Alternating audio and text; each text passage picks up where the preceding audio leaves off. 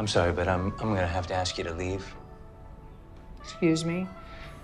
I'm gonna have to ask you to leave. When?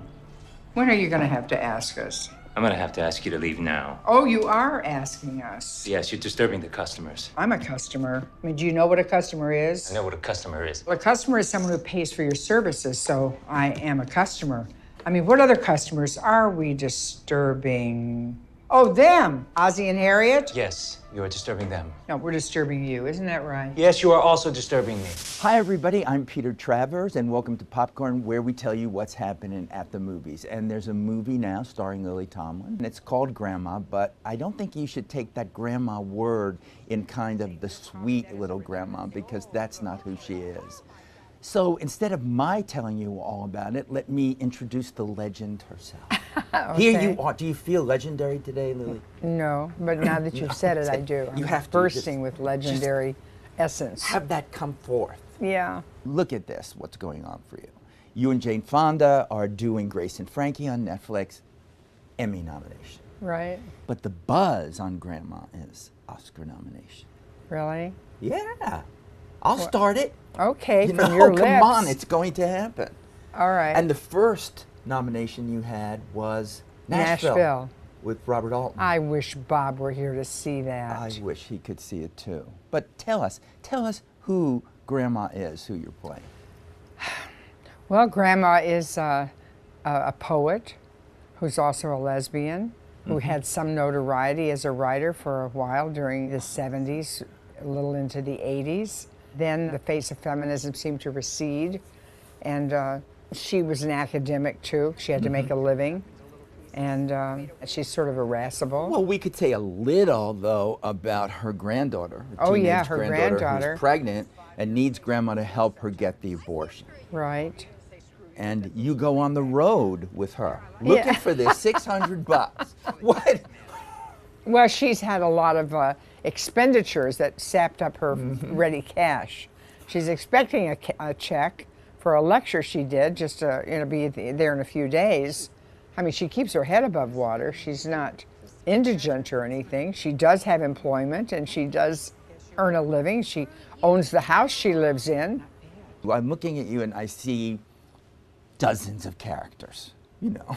Yes. I don't know who Lily Tomlin is. I don't know. She could be that little 5-year-old girl sitting in a chair, you know. She could still be in you. For all I she know. is in she me. in there? Oh, yeah. Edith Ann? Yes, yes, Peter. She's there. Yes, she What is would she there. think of Grandma if she was allowed to She see would it? think Grandma was really fun. She would go riding with Grandma in that car. That car is my car, so. Is it your car? Yeah. I guess that's an independent movie, isn't it? It is. You and save get money wherever you get can. it. And Paul, the director, was going to go.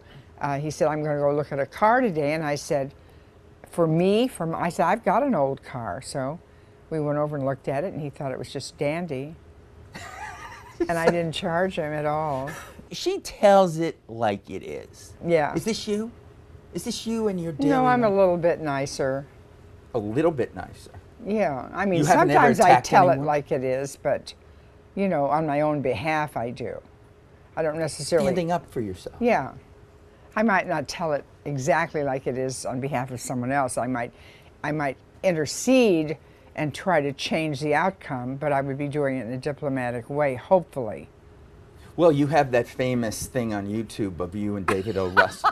That is just like, when people are afraid of YouTube and things going viral, that moment on the set of I Heart Huckabees is just great. That's what they use it at the halfway house Do they? to train errant actors how not to behave on the set. Oh, I would just wonder if we had a contest who was behaving worse. Who would have won that one? Oh, between David and me? Well, you couldn't hear what David was saying, I will say in my defense.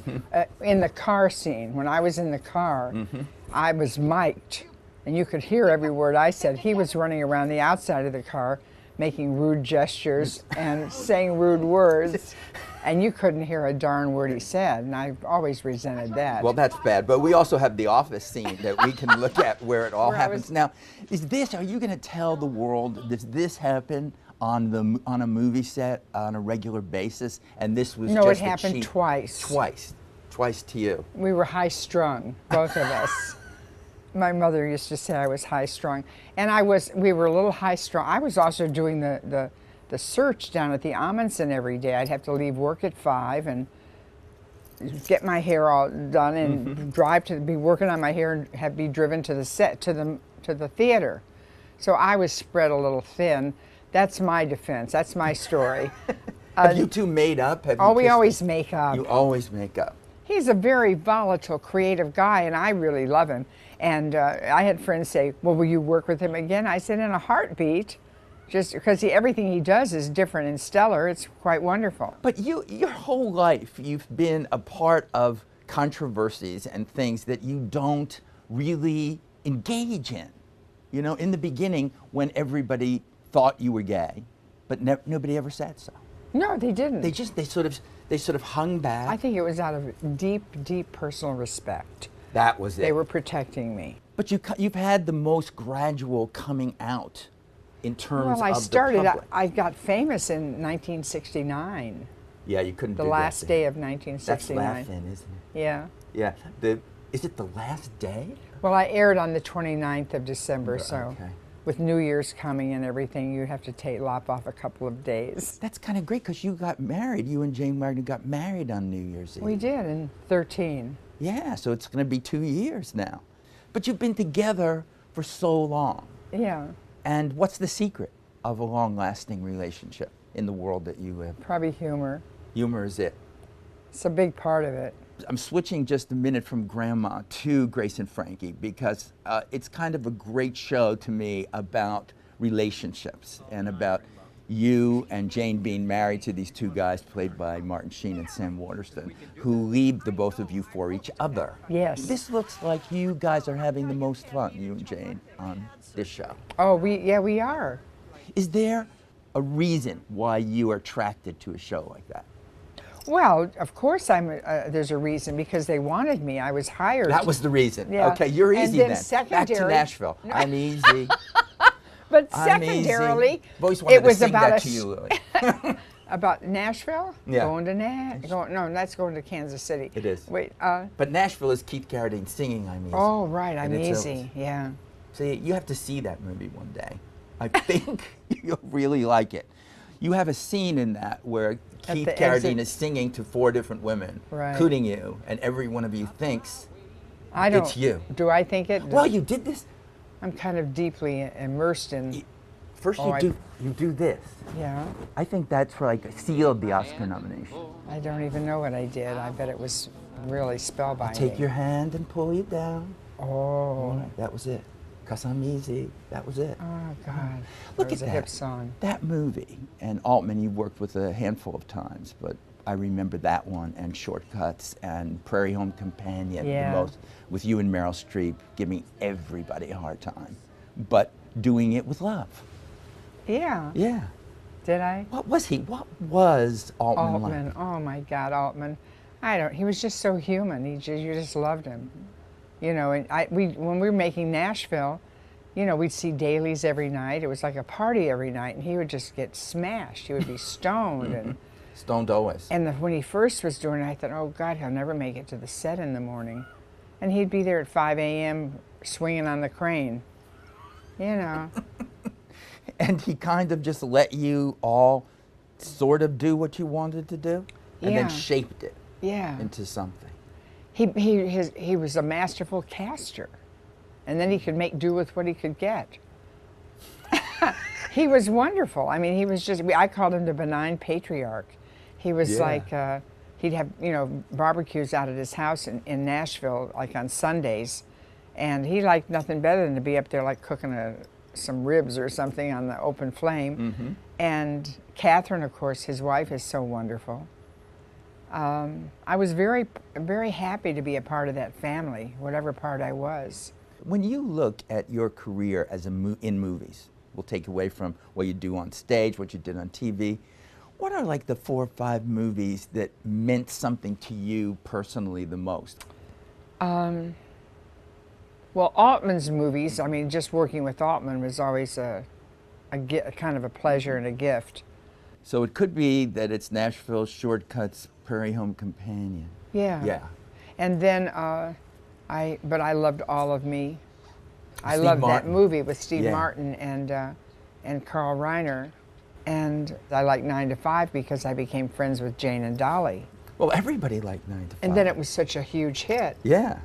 I want to come back to Grandma to ask you, looking at you as an actor, is there a moment in that movie, a particular moment where you're looking at you where you got close to what you wanted to do when you signed on with Paul Weitz to do this movie? Oh gosh, I don't know. I bet you do know. I don't. Really? There's not that like one moment. Like I can identify a moment in what's the movie I did with Altman where I'm with Tom Waits? Shortcuts? Shortcuts, that's yes. it. Identify that moment then. I like the moment when Lily Taylor, as my daughter, comes over with a bag of fish, and a fish from the dime Yeah. store in a plastic bag, Uh-huh. and I say, Oh, cute goldfish. I haven't seen those in years. it seemed real to me. That moment seemed real. But you sort of hedged when I talked about this award business because you've won everything. Like you said, you have a Kennedy Center. What more do you need after a life achievement? Well, I do need an Oscar to be an EGOT. I was saying, but that I you was do need it. thinking You have your comedy album. You won for that, right? You have a Tony for The Two Search. Tonys, Oh, pardon excuse me. 2 Tonys. I have 2 Peabodys, 2 Peabodys. That's right. So all you need is the Oscar to complete this. and I'm going to establish a new scale to which to aspire, and that is a PEGOT. What is that? They don't even mention the Peabody. Oh, the Peabody. Yeah, the P. Got to get the E still in for all of that. Right. Lily, you have never been on this show, and it ends always in song.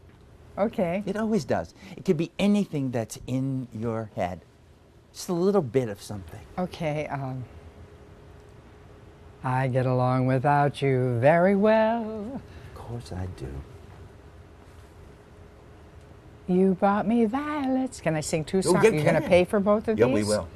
You bought me violets for my furs. I've never. You I only basically know sing the first line. beginning of every song. That's it. It's never gone on. You don't even sing to Jane? I don't guess Did you have a wedding song? No. Oh. This is terrible. Oh, this is now heartbreaking. I'm going to come up with one and send it to you. Okay. Anyway, it has been my pleasure to have you It's here. been my pleasure you to be look here. like trouble, and you look like mischief, and that's a good combination. If you have just trouble, Not good. You gotta have them both. So thank you, thank you, Thank thank you, you, thank you. Peter. This was great. I'll be back tomorrow.